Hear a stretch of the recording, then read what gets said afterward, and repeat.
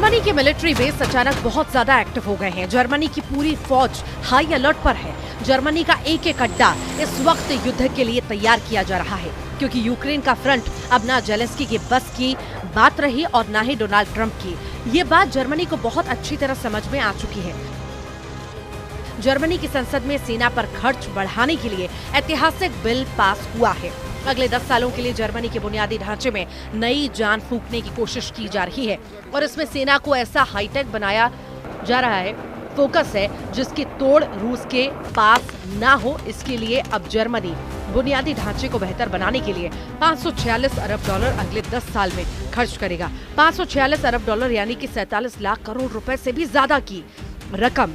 इसके साथ ही रक्षा पर खर्च को नाटो के स्टैंडर्ड यानी जीडीपी के 2% तक बढ़ाने की बात है। जर्मनी की अगली सरकार में संभावित साझेदार अब यूरोप को बचाने की कसम खा रहे हैं।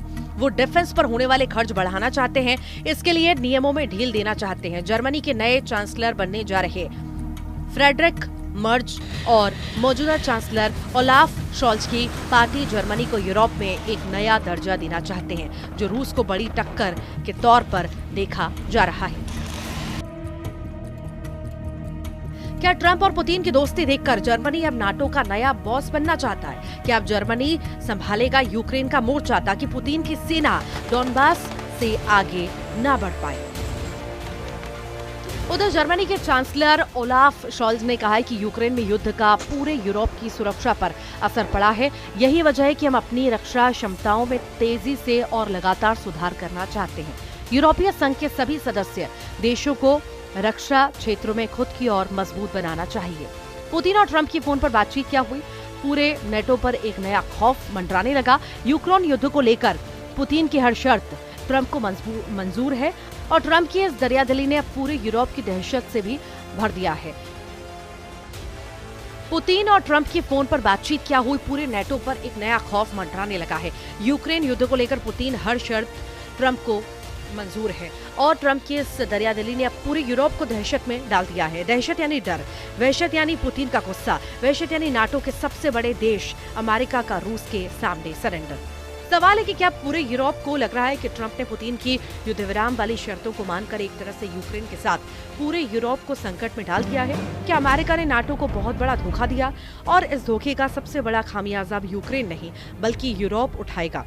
क्या इसीलिए नाटो ने अमेरिका की लीडरशिप खत्म होती हुई नजर आ रही है? क्या इसीलिए अब जर्मनी नाटो का नया बॉस बनना चाहता है क्योंकि रूस के खिलाफ मोर्चे में एक नए लीडर की जरूरत है? पुतिन और ट्रंप की फोन पर बातचीत क्या हुई? 24 घंटे के अंदर जर्मनी में युद्ध की तैयारी को लेकर एक नया माहौल बन चुका है, क्योंकि खबर यह है कि पुतिन ने ट्रंप को फोन कॉल के लिए 1 घंटे तक इंतजार कराया। यानी पुतिन ने अपनी शर्तों पर ट्रंप से बात की। लिहाजा जो पुतिन चाहते थे ट्रंप वो करने को आराम से राजी हो गए। जर्मनी अब बहुत ज्यादा ताकतवर बनना चाहता है और इसकी चर्चा पूरे यूरोप में हो रही है। पुतिन भी इससे वाकिफ है कि उनको टक्कर देने के लिए नाटो का एक बड़ा देश अब अमेरिका की जगह लेना चाहता है। जर्मनी का त्रिशूल कितना खतरनाक है? क्या यह पुतिन को नुकसान पहुंचा सकता है? इसे समझने के लिए 3 तस्वीरें देखिए। एक तरफ जर्मनी का फाइटर जेट यूरो फाइटर है जो खास रूस के सुखोई फाइटर को मार गिराने के लिए तैयार है। फिर जर्मनी का एयर डिफेंस सिस्टम IRST है जो यूक्रेन को भी सप्लाई किया गया और इसने रूस के कई फाइटर जेट गिराए हैं।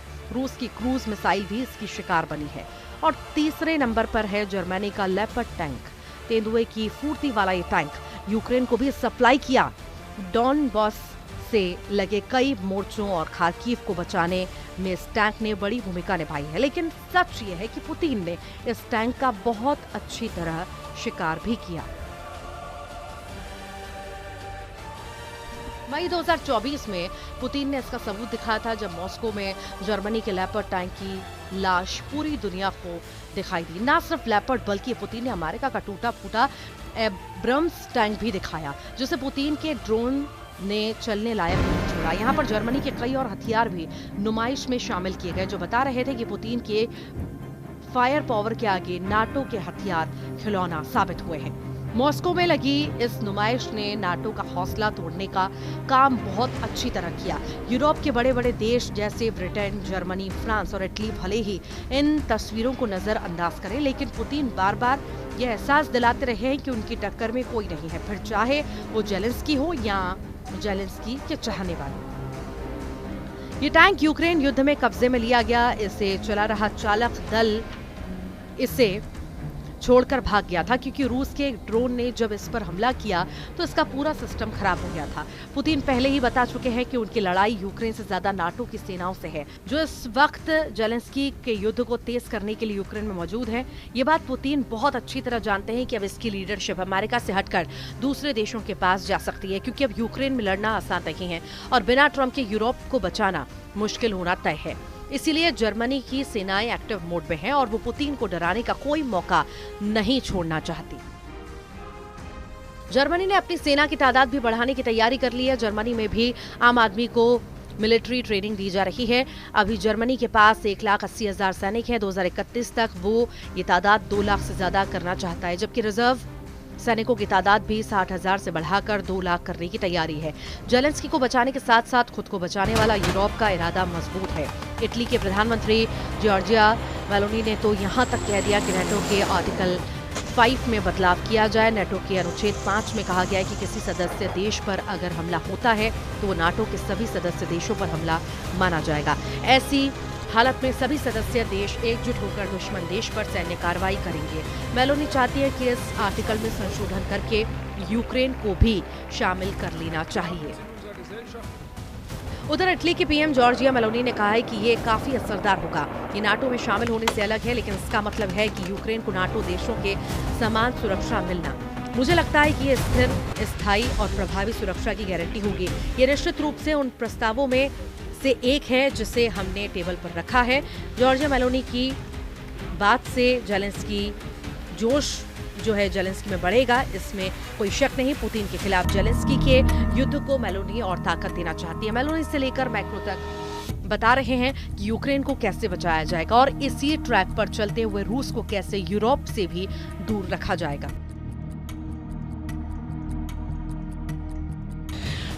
मैक्रो ने अपनी वो परमाणु छतरी खोल दी है जो पूरे यूरोप को एटम बम वाले हमले से बचा सकती है। यूक्रेन भी, ब्रिटेन भी, इटली भी, जर्मनी भी, यूरोप का कोना कोना इस छतरी के नीचे आकर पुतिन के परमाणु गुस्से से बचना चाहता है। परमाणु छतरी यानी रूस की मिसाइलों के खिलाफ काउंटर अटैक की गारंटी, जो अमेरिका के बाद फ्रांस और ब्रिटेन की ही दे सकता है, क्योंकि यूरोप में इन्हीं दोनों के पास परमाणु हथियार हैं। फ्रांस ने अपनी एयरफोर्स की रेंज में भी दिखा दी है।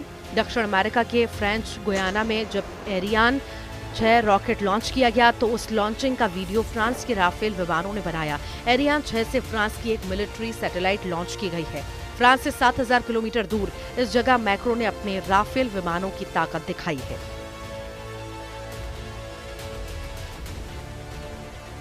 यूक्रेन में जो कुछ चल रहा है उसे देखते हुए हमें अपनी रक्षा क्षमताओं को बढ़ाने की जरूरत है। हमें अगले कुछ सालों में ऐसे क्षमता बनानी होगी जिससे यूरोप के लोगों की हिफाजत की जा सके। अभी तक अमेरिका की मदद ही रही है, जिसकी वजह से यूक्रेन की फौज ने वॉर जोन में पैर जमाए हुए हैं, नहीं तो डॉनबास तक पूरी तरह से रूस के कब्जे में है। अमेरिका से मिले हाइमार्स रॉकेट और पैट्रियट मिसाइल सिस्टम दोनों ने रूस को कीव और खार्किव से दूर रखा है। तो वहीं एब्रम्स टैंक से लेकर F-16 फाइटर जेट भी अमेरिका के दखल पर यूक्रेन तक पहुंचे। हालांकि पुतिन ने इन दोनों हथियारों को नाक रगड़ने पर मजबूर कर दिया है। अब जर्मनी और फ्रांस एक्टिव हुए हैं। सवाल है कि इन दोनों नेटो देश का आक्रामक रुख पुतिन के गुस्से को दबा पाएगा या नहीं।